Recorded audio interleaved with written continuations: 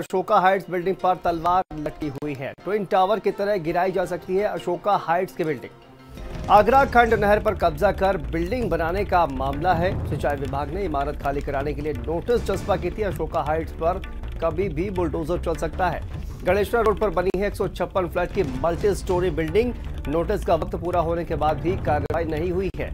Flat में रह रहे लोगों में हड़कंप मचा हुआ है। रसूखदार बिल्डर होने की वजह से कार्रवाई में देरी हो रही है। और इसी खबर पर हमारे साथ मथुरा से संवाददाता गौरव चौधरी जुड़ गए हैं। गौरव, क्या जानकारी सामने आ रही है? अब ये अशोका हाइट जो बिल्डिंग है, इस पर भी तलवार लटकी हुई नजर आ रही है। कभी कार्रवाई हो सकती है, क्योंकि जिस तरह से कहा जा रहा है कि ये जो बिल्डिंग है ये दूसरे जमीन पर बनी हुई है। क्या जानकारी सामने आ रही है गौरव?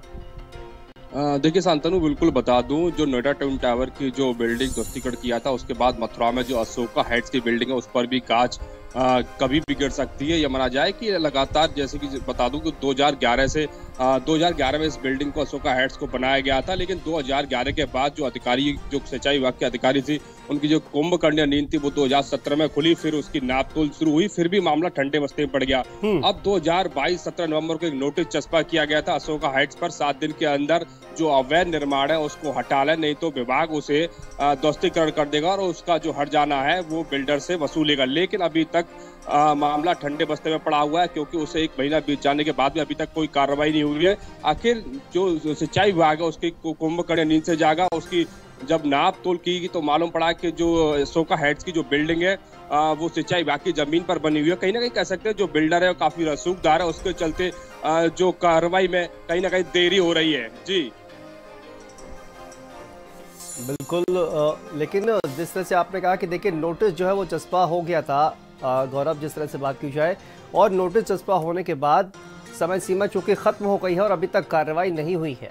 आखिर वजह क्या है? क्या इसको लेकर जो आपस में बातचीत है वो चल रही है, नेगोशिएशन चल रहा है? आखिर क्या मामला है कि इस पूरे मामले में अभी तक कार्रवाई नहीं हुई है? क्या वजह है गौरव?